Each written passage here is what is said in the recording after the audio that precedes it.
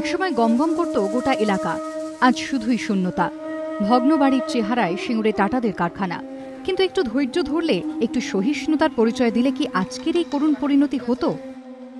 রতন টাটা বলেছিলেন, কানে বন্দুক ঠেকিয়ে ট্রিগার চাপা হয়েছে, কিন্তু সেই ট্রিগার চাপাতে কি একান্তই প্রয়োজন ছিল?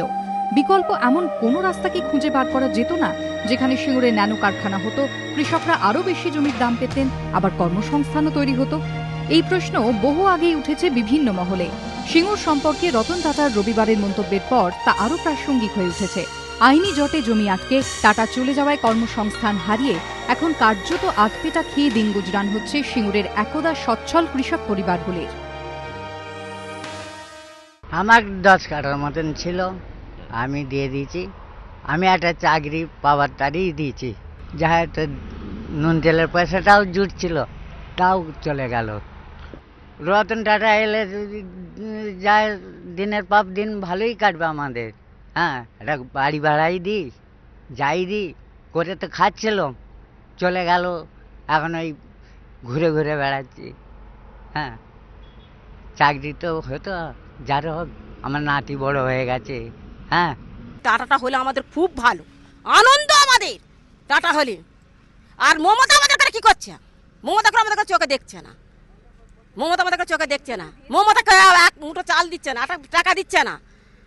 তাহলে আমি কি করে খাবো? আমার একটা ছেলে নেই, মেয়ে নেই। আমি বলছি টাটাটা হলে একটা ঝেটুনটা কায় দিলে আমি সেটা খেতে পাবো। ন্যানো চলে যাওয়ায় সিঙ্গুরে যখন শূন্যতা, তখন শিল্প উর্বরা হয়ে উঠেছে গুজরাটের একদা অখ্যাত সানন্দ। সিঙ্গুরের কারখানা যখন ভূত বাংলো চেহারা নিচ্ছে, তখন ন্যানোর হাত ধরে সানন্দের এই ভূত বাংলোগুলোয় প্রাণের সঞ্চার হয়েছে। ন্যানোর পথ ধরেই সানন্দে এসেছে ফোর্ড, হিতাচি। তৈরি হয়েছে কর্মসংস্থান, পাল্টে গিয়েছে জীবনযাত্রা।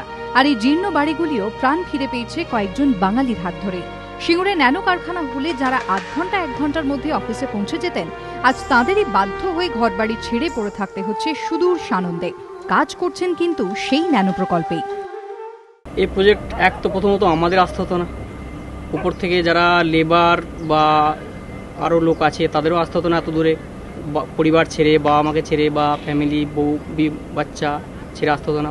আর উপর থেকে আরও অনেক কর্মসংস্থান আসতো টাটা ন্যানোর পাশাপাশি, যেমন এখানে অনেক রকম প্রজেক্ট এসছে তারও পাশাপাশি, তো সেটা আমাদের ওখানেও হতে পারত। তো তার ফলে আরও লোক কিছু চাকরি পেত। সিঙ্গুর ছেড়ে এসেছে ন্যানো প্রকল্প, তাই ছাড়তে হয়েছে ঘরও। কারখানা বাংলায় হলে হয়তো অন্যভাবে লেখা হতো ভবিতব্য, বলছেন ভূত বাংলোর 400 জন বাঙালি।